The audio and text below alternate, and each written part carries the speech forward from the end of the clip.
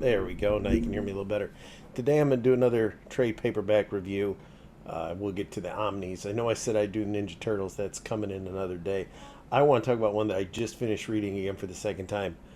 Masks. Yes, the Alex Ross cover here.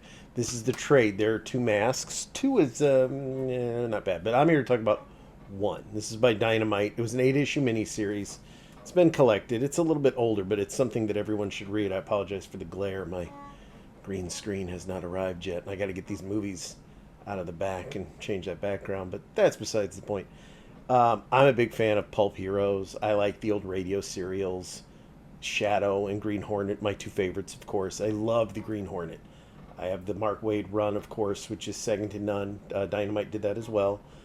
I have bootleg copies of the TV show. I mean, they say they're not bootleg. You can buy them on Amazon from this place called Bonsai Entertainment, but I'm pretty sure they're bootleg. Anyway, other than that, I won't count the Seth Rogen movie.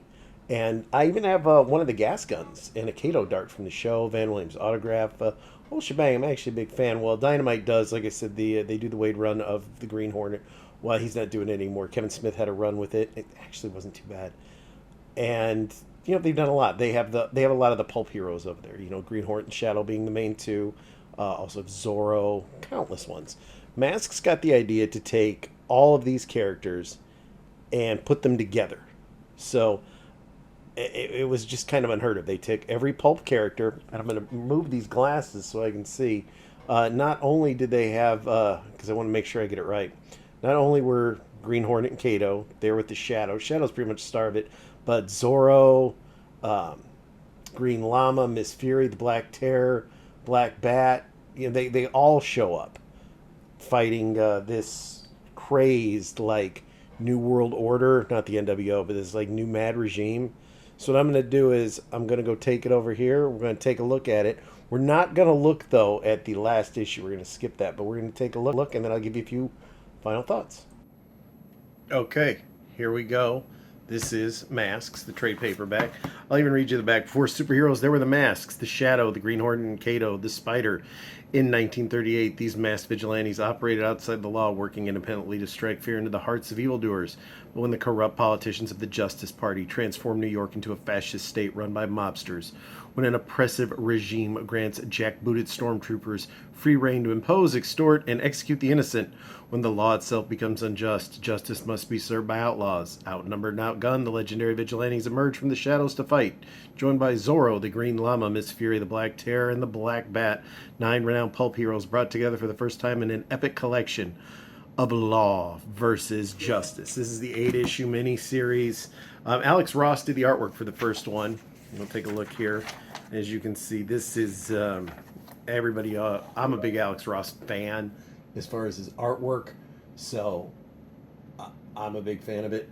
I like how everything's done. And you see, it starts out where they're in New York, and the Green Hornet is on the trail of like some mobster, because Green Hornet's from Chicago. He's trying to get the rundown on him, and the Shadow shows up. So the Shadow, easily disposes of Kato, and he tells him, hey, tell your friend Britt Reed to meet me in the, this fancy dining room. So it's actually Lamont Cranston that meets him, who is the alter ego of the Shadow. He's there with Margot. He's telling him about all this stuff that's going on now. Here we see young Hispanic man. He gets accosted by the cops. Anybody that they think is like an immigrant or is poor, doesn't have money, they just arrest and send to like concentration camps. This guy's like a Zorro illustrator, or is he an illustrator? But what's happened is there's these this guy has taken over New York with the political justice party, and he's doing all the payoffs. It's all crooked, and they've got these shock stormtroopers all in body armor. They're just they're telling the press what to report on. They're making everybody pay taxes. The Shadow he's out for justice. So of course the Green Arrow is, he's there. He's going to help him. Everybody comes in. The Spider shows up. Like I said, the artwork's amazing, especially the first issue, because that was the Alex Ross, not to take anything away. But, as you go on, they're fighting it. You find out, of course, a lot more. Like I said, they're taking people that they deem inferior. They're hanging them. They're putting them in concentration camps. It's a pretty messed up story. The district attorney, he knows it's all load of crap. They, shoot at him. They blind him with the muzzle. And all the heroes are, as you can see, they're pretty outgunned. I mean, this is a whole army, but as the issues progress, more and more of these pulp heroes start showing up. The Shadow's the star of this book. The Shadow knows. The Shadow knows. I mean, there's no other way to say it. He gets all the other heroes to band together, and he wants to dispense justice because he finds it perverse. Of course, Kato is there. Everybody's in this book. I mean, there's no other way to say it. If you like anything from the pulp era, everything is in here. It deals with, it's maybe a little more poignant to the time now than when it came out. I've always thought the Spider was neat. Like I said, Dynamite got the, all these people from the, and the blind bat, he has much like Daredevil, he's got the sonar so he can see these crooks. Here they are. They're, like I said, they're outnumbered, but the Shadow, he's always there to kind of help because the Shadow just murders people. They get the idea that they're going to, they got to cut the head off of this because the game plan, the end plan, of course, in game, I should say, is to take over the world. They plan on getting the man that's in charge of this, who you find out, he has so many people in his pockets. He has all the shock troopers. So they're just going to march on all the different cities, Washington, and what they can't bribe, they're going to take by force. So, here, of course, Zorro has now showed up to help them. Iteration of Zorro, I should say. That's when the heroes, they all figure out that everything takes place in the Empire State.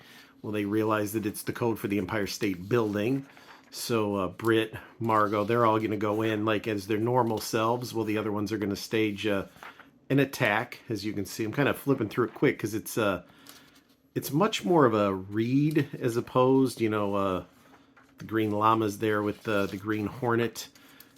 Kato is teaming up with the Shadow. They're trying to infiltrate. One's going from the top to the bottom. Here's our bad guy through the whole thing. It's a really, really well-written book. I'm going to have to do a little skipping here because I don't want to spoil anything. As you can see me flipping here and possibly spoiling. But, I won't lie to you. The good guys saved the day. But this book also came with a ton of bonus material, which is really neat. Here's the script that Chris Robertson did. Alex Ross, of course, did the thumbnails. It's pretty detailed. It's not often you find these collected in any books. I actually kind of enjoyed reading it. It tells you what they're all going to say. I like all the sketch work. Then it's going to show all these sketches that are just so good. There's Lamont Cranston. There he is the Shadow. Here's the designs of the shock troopers. Everything. The drawing of Zorro is great. Green Hornet is always good. These are all the sketches.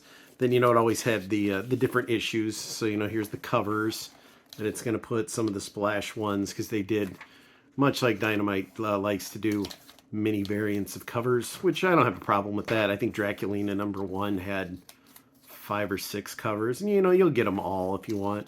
A lot of Dynamite stuff is funded, so they thanked all the stores that actually helped back them in this. A lot more of the art. I really like, that's a really good picture. I'm not into the whole the reorder covers. I think they're a little kiddish. I'm more into these styles. That's Steven Seagoa. Just really good. Like I said, you get all the artwork in here. It's a real bang for your buck, and you can pick this up on Amazon right now. This is the first one. There was a sequel to it. You can pick it up for, it lists at $25, but I think you can pick it up probably for under $20 now. I'm going to spin this around and give you a quick final thought. So like I said, this is really good. Sorry, I gave you a quick through because, in some of the other books, you kind of know, I don't ever want to give away an ending. What I'm trying to do is encourage you to read this. This is a really good book. It went under the radar. Unfortunately, a lot of the old Pulp Fiction, that's a good movie. The old pulp hero stuff goes under the radar because it's a select group of people that are into it, usually older people like myself. But I'd recommend any of the young guys out there, if you haven't read it, check it out. Dynamite does amazing work. And I just like all the runs they've done. I've always liked these heroes since I was a kid. And no, jokes aside, I was not old enough to be listening to them on the radio. But I did end up picking out throughout the years, first cassettes, CDs, now MP3s of the radio shows. They're fun to listen to. You can probably find a lot of them too on YouTube. But I would definitely check Masks out. Like I said, part 2, That's a review for another time. I don't think it's near as good, but Masks is very good. It holds more weight now, I think, with the political climate, with everything that happened at the Capitol building. It seems like it could be not as far fetched as it was years ago, which is a scary thought. But it's good. If you like the Green Hornet, it's great. Him and the Shadow are the main two. Shadow is the star. So if you like the Shadow, it's going to be right up your alley. But yeah, taking all these heroes, putting them together, amazing artwork, amazing story as always from the people at Dynamite. They treat these pulp heroes so good. And I'd highly recommend reading any of the Green Hornet and Shadow stuff that they've done. This is really good. This is Masks, Volume 1. Like I said, you can pick it up at Amazon, local shop. Go to your Amazon. I'm not trying to knock a local shop, but Amazon will be a little bit cheaper. But pick it up, read it. If you want to read part 2, feel free, but I'll review that at a later date. But this is Masks, Volume 1, and I highly recommend you pick it up and read it.